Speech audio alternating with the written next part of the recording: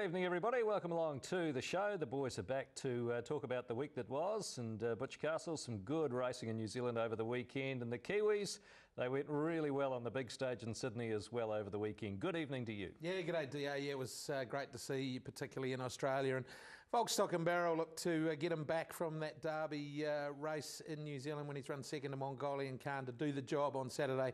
A tremendous performance by all involved, and hats off to them. And job's not done yet though. Looking forward to his next run into the ATC Derby. Absolutely. Paul Shayler's here as well, and Twiggy. South Island mare include. Man, she just continues to improve. That's 10 now. Good evening. Yeah, and last 5 in a row, DA. She was super, wasn't she? And she gets a crack at the Group 1 feature up at Tiara next start, so she's a super mare. Look forward to looking at her race and a whole heap more over the next hour. Now, if you'd like to get in contact with us, you can, as usual, via facebook.com/weighinshow, at weighinshow on Twitter, and you can email us as well, weighin@nzracingboard.co.nz. Here's what's coming up. Volkstock and Barrel staked his claims towards the ATC Derby with a gritty win over Preferment in the Rosehill Guineas. Part owner and New Zealand Racing Hall of Fame inductee Jim Gibbs will join us later in the show. But first up tonight, pocket rocket Julinsky Prince proved size doesn't matter with a hard-fought win in the Group 2 Japan Trophy. And after guiding the Fraser or Red Galloper to victory, Sam Spratt joins us in studio. In the studio with us this time, Sam, good evening and congratulations. Yeah, good evening. It's good to be here. Great company. Yeah. Oh, thank you very much. Look, you hadn't ridden this bloke before, not much of him. No, he's a tiny little fella. He's not much of it at all, but hard the size of anything, and he's gutsy, and he proved it. You got a good run in transit, didn't you, just behind the leader? Yeah, it did. Got a really nice run. Managed to sort of leader rolled off a little bit, and as I said, he's so tiny, he managed to squeeze through, and once he got through, he really accelerated and hit the line well. Toughed it out. Oh gosh, yeah. I mean, the other horse, it's probably about almost twice the size of him, and it headed him, and he just didn't lie down. I thought it was a really gutsy run. Yeah, look, he's taken that gap and was very genuine to the line, Sam. They put a bit of a margin back to the third one as well, and great effort to carry 58 kilos for a little horse. Oh gosh, yeah. No, it is. I mean, huge effort. And as you said, he's only little. Bit of a worry was, whether he goes to ESA with carrying a bit of weight, but he carried not too bad a weight then. So, but no, I thought it was just such a gutsy effort. And I mean, the way he got headed, and the other horse was sort of, on top of him the whole way, really, where he managed to finish it off like he did. No, I thought it was huge. And, as you said, bit of a gap to the third horse that I thought was a really good run too. So, no, it was very good. The winning of the race for mine was the start of the race. Cowie was a little bit slow away, and your horse pinged the gates. The winning was the ride. Was the ride, was it? I think he was getting to that. I was getting to that. It was scripted. She wanted me to say that before we come on. So, but he had to do a bit of work, Cowie, didn't he? Just get outside the leader, and it was still a big effort from the winner. But for mine, Cowie, he was the run of the race. Yeah, look, as Sam alluded to, she's been able to give hers a gorgeous run in transit. Yes, he's had to do a little bit of work, but he's had to pick up with the 58 kilos. And to be fair, look, he wouldn't be much bigger than 15 hands, would he? He's a small horse. He is tiny. Like, I mean, when I say small, he is tiny, as you said. He'll be pushing just over a pony sort of thing. And I mean, that guy is a lot bigger horse, bigger, stronger. And I mean, hey, he's not a bad galloper either. No. And so with that weight, not many horses that size can carry that weight and pick up like that. And I mean, and as I said, he was sort of had the other horse right on top of him, nearly really got a huge gap to, room to lie, flatten out. I thought it was a very big run. What was the track like? Because it looked, terrible. Some races it looked like they were just spreading out. Some races they appeared that, it was really on speed. A couple of races they put some speed into the race and some backmarkers came there. But it looked to me like they were either copping it or they weren't. Would that be fair? Yep, definitely. And that's classic, I find. Tauranga track is like that. It breaks up, especially around the corner. It was really breaking up, and it was breaking up on the fence. That's why I wasn't too worried. I think the horses can grow another leg with the sting out the ground, yep. And that's why I thought wasn't too worried about being on the fence. Knew he would cop it, take the shortest route home, but it definitely was breaking up like it does at Tauranga. And it gets sort of a little bit shifty, and but it's sort of. I think, as I said, my horse will grow another leg with easing out the track. I think it's a concern heading into winter, the way Tauranga was on Saturday. I thought it was well below par myself. Certainly down the side, it looked like they were spreading out, Yeah, didn't well, it? from You the know, half and mile to that the point of ties the into turn, what Sam's saying. Back markers just couldn't make Yeah. up ground, could they? Hence Yeah. why every race run under 2,000 metres was won by leaders or horses, close to the lead. This bloke might have got under our guard a little bit though. He was Group 1 placed at his most recent start. He'd run second to Fei on an off-track there at Tauranga in the Tauranga Stakes before Christmas, so maybe he was overlooked a little bit, I don't know. Yeah, I think you're probably right. I mean, hindsight's a great thing, isn't it? But he copped conditions to suit. He was given the gun run in transit from the gate, and he's just genuine. He's just very genuine. Yeah, exactly. So where does he go now, Sam, do you know? I think they're going to head for the Easter. As I said, probably will get a little bit of weight, which probably isn't ideal, but I don't think there's really much else for it. So I would say they'll kick on to the Easter, but it's not going to be a bad field, and so carrying a little bit of weight is going to be tricky, but hey, he's gutsy. Got to give it a go. Yeah, absolutely. Paul, you mentioned how good Coe was. What about Lauren Tate, who missed the start as well? She was real slow good. away and one of very few horses that made up ground all day. So, no, I thought she was super. Smartly was good along the inside as well. She's racing well, Lauren Tate, isn't she? We've seen it in the two Group 1 2,000 metre races, Tarapa and Ellerslie. I think she's run fourth in them both. She was back in trip on Saturday, which sometimes can be a trick, but she hit the line really strongly. And yeah, Coe, look, he's a good horse, and be interesting. We might see these two go head to head again in the Easter. I know Alan Sharrock tossing up which way or what he does with Coe, if he goes to the paddock, if he goes here, there, or anywhere. And I got the impression talking to him yesterday that we may well see him in the Easter. Okay. I thought We're Gonna Get You was average. I thought Kisses was average. I suppose it'd be a tough day to take form out of because of the way the track played, but I had my last $10 on Packing Tycoon. Did Aidan tip us that last week? Yeah, Yeah, did. no, that was a good tip, Aidan. Cheers. Sam, your other win came in the 85-13 aboard Rich Billy Marsh, a mare that you've had a pretty good association with previously, and as usual, she took the hook and run them ragged. Yeah, Paul, we took the hook all right. Yeah, she jumped out and I actually thought she was going to settle not too bad, but then, she decided to go again and went flying. She's dropped the bit a little bit coming around the corner and then just managed to kick on.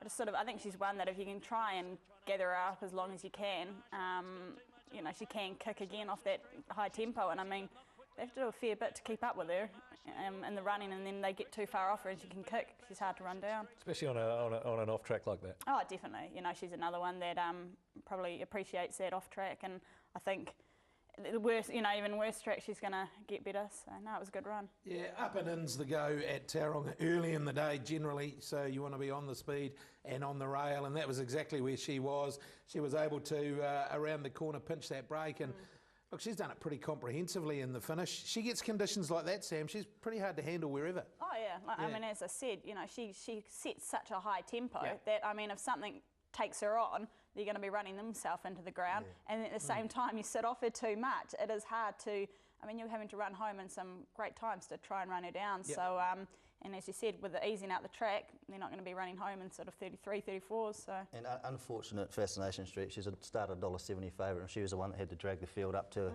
and do all the chasing, but it was obviously to no avail. The leader just kept running. She just didn't stop. Momentarily you thought Fascination Street was going to go bang, but as soon as you looked at Rich Billy Marsh again, Sam asked her for the effort. She just went again.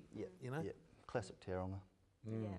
Must be looking forward to riding O'Diane this weekend in the Sires. Yeah, no, it would be good. Hopefully can, obviously won that race last year with O'Marilyn, so hopefully can back it up again. And I mean, she won really well here. Oh no, Ellerslie last time, and so no, it's going to be good. It's going to be pretty, not a bad field, so it's going to be competitive. But she's a tough filly.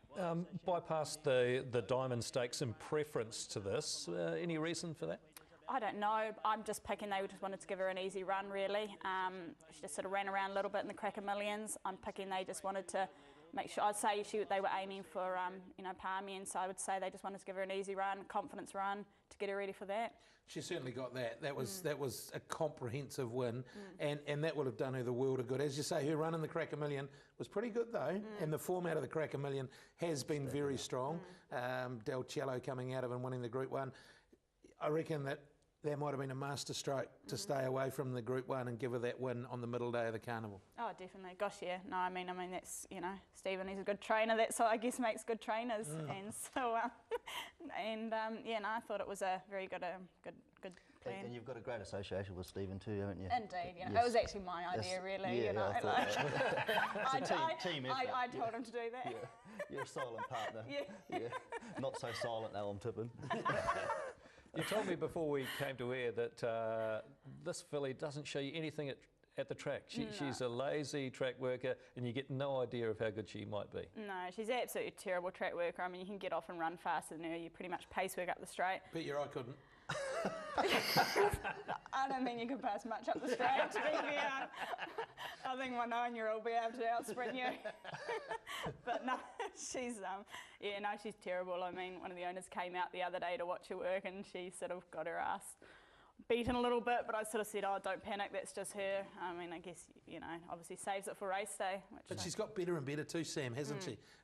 She's getting more professional, and she just seems to be building and building at the right time. Oh, yeah. I mean, the lead up to the Cracker Millions, she just about got scratched, you know, because she wouldn't go on the gates, and it was sort of a bit of a nail biter, but so I guess again you get to know these horses. So I gave her a few behind the saddle, and she ended up going in. She's just got better and better in that behalf, and just with everything, she's getting more professional. So hopefully she can bring it to the floor this Saturday. Let's have a look at the updated size market. We've got that through, and I think at the moment sits on the second line of betting there at $6 with Rocanto. Selfie is still the favourite at $5. Nahima is into $7. Danielle Johnson picking up the ride there. Serena Miss and Marky Mark both at $9. And Reminisce will probably be a late nomination tomorrow after that win at Wellington, Butch. Yeah, look, she looks like 1,400 metres is going to suit her down to the ground. I thought Selfie was going to be pretty hard to handle at 1,400 metres, but gee, the runs have been good of O'Diane, Rocanto, Marky Mark will be better for the run at Ellerslie. It's a good competitive race. Nahima was good, yeah. Yeah, no, it's a good fielder, right? Hot. Indeed. When we think of Sam Spratt, we think of Mufasa. Favourite horse? Oh, I guess it would have to Only be. just. Yeah, probably scraping, I guess. But no, gosh, yeah. I mean, I think I won about 8 or 9 Group 1s on him, and God knows how many. 9 is it? Oh, thanks. I got my personal assistant Stats here. man. Yeah. 2 And Group 2s and a listed race. how do you know? What are you, Ray? I did. Oh, You you did. did. Oh, You okay. went 4th in futurity. Oh, there we go. I have got my 3rd stats twice man. the George Ryder. So, yeah, no, you'd have to say he would definitely be right up there. So, he's actually just going to do some ribbon days and what have you, so I'm going to take him to one of them. So that'll be... Really? Yeah, Amy looks... I am, actually. So, Amy, yeah, I was supposed to, Wednesday there was one little show jumping thing, I think, but probably going to be got races and that, but I thought that would be pretty cool. Have your Group 1 photos and then have one with a ribbon on, so something different. Yeah, super horse, wasn't he? Yeah, oh gosh, yeah. No, I mean, it was sort of, it was just one of those horses that you were on, and when you were turning for home, he would just travel so good. You could pretty much go out in a Group 1 race and know that you had it. You went out there, you weren't even nervous because you were sort of so confident with him. So no, it was a good horse to be associated with, that's for sure. Absolutely. How do you juggle riding and stuff with motherhood? Oh, you know, it's not too bad. Get there, got a lot of family support. Obviously now he's older, he goes to school and they have an after school program, and he keeps pretty busy with all his activities. I mean, he's doing tennis and rugby and hip hop and swimming, and just started sailing now, so keep him busy, keep him out of trouble. You know what hip hop is, Butch? Yeah, exactly. I know what sailing is. He was sailing at Clark's Beach, wasn't he was sailing. So yesterday went and felt like I was waiting for Captain Cook standing on the shoreline while watching them sail in. So it was Captain Cook with a bit of a swivel on. He didn't, and then he hit the rocks when he came in, and the guys yelling instructions, aim for the beach. But he got one of the guys had to go actually swim out and get him because he got stuck on some of the rocks as he was coming in. But yeah, he'll get there. Yeah. Talking about Captain Cook, you didn't sail there, but England. You've been. That was a great time last year to see your brother Neil. No, I went over there to see him. I'd been planning to do it for years and years, but like everything, you put it off, and I thought, no, bugger it, got to do it. So I did it, and I'm so glad I did it. Spent about 5-6 months over there, and it was great. It was just meeting different people, different cultures, just everything. I mean, it was cool. Because he's a professional eventing rider, isn't he? Yeah. So the horse is really part of the whole setup. Yeah, no, and just going to the stable and just seeing how the stables run and that side of things. It was good, and going over, and when I arrived there, it was Badminton, so I managed to go to Badminton, and then just before I left, it was Burley, and so that was fantastic. The crowds there. It's just the crowds and the money. It's just amazing, the things, and I mean the castles, the places that they're at.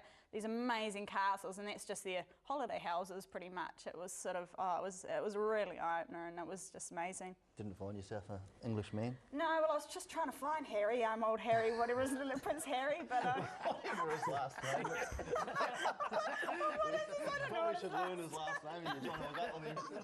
Have a look at the phone book with the first name, isn't it? I went on Tinder and found him, but he replied a couple of times and messaged, but he just didn't want to meet up with me. I was pretty bit gutted, but no, still couldn't find him. You did ride over there, though, eh? Yeah, no, I had a few race day rides, and that was cool. Like, it was a good bit of fun, and so yeah, it was really. No, I had like 3 seconds, and so I ran second on my first ride. And to be fair, the horse was no good, and but I was just like, I did. Just so happened. I did. But it was, yeah, and it was ended up running second and just got beaten. I thought it was going to win, and so no, it was a good start, and then actually I rode again, ran second, and then someone else rode it, so I went home and it ran last. So very good. 10 and 60 seconds, Sam, before you go. You up for it? Okay, far away. Righto, Paul. Hang on. Official timekeeper. Sorry. I speak fast, so I'll be able to fit 20 in. Yeah. Really? Okay. Hang on, Daryl. There's something going on here. Taking a while. Yeah, it's loading. No pressure. Nah. Did you forget your password? Yeah. Have to ring you for it every Sunday. What's going on here? Right. Can I just count this? You can count, yeah. I'll go the old style way. I've got one on my watch. Yeah, you go. Righto. Most memorable moment on the racetrack? Probably winning the Telegraph time it was wet on Mufasa. Okay. Race you'd most like to win? Derby. What motivates you to get out of bed each morning? Ooh, getting my cup of coffee. If there's one thing in racing you would change, what would it be? Oh, bigger stakes. Oh Marilyn or Oh Diane? Ooh, that's a tricky one. Oh, Diane, better be good with her, right? What song would you sing in a karaoke bar? Oh, I know, Summer of '69. I ran third in Wedding Idol. Oh, did you? We might have to come back to that. It was off season. It was winter time. Are you better known for your singing or your dancing? Ooh, bit of both, really. I'm pretty good at both. Okay. What would you spend your last $10 on? Oh, pastry and coffee. Your celebrity crush? Oh, I don't know. Harry? Ooh, yeah, Harry. Yep, we'll go with that one. What do you look for in a man? Oh, not much. I can't reckon not much. All right, we will leave it there. Let's come back to was it Miss Whittianga? Yeah. No, well, one summer I went in Whittianga Idol, and I was pretty sober, and yeah, no, actually I didn't run third. I ran sixth, and there was only 7 people in it. I didn't even make the playoffs. Oh, you didn't go that well then. Well, okay, look, I might not have sounded the best, but I had the crowd going. Oh. All the others stood there and sang they sound good, but no one was cheering. I danced and sung and had the crowd going, so. You were the entertainer. I was the entertainer. I thought I would have got extra points for that, but no. Thanks so much for coming on the show. That's all right. Congratulations again on your Group 2 success over the weekend, your dual success, and we'll be watching, obviously, Julinsky Prince's Easter fortunes with interest. Yes, thank you very much. All right, Sam Spratt with us here on Weigh In. We're back with a whole lot more in a moment. After the break, the team continue with their review of Tauranga, and we head south where Include recorded her 5th consecutive victory in the listed Breeders' Stakes. Include's cutting it down though. Madam Victoria, Include charging home, and Include won it.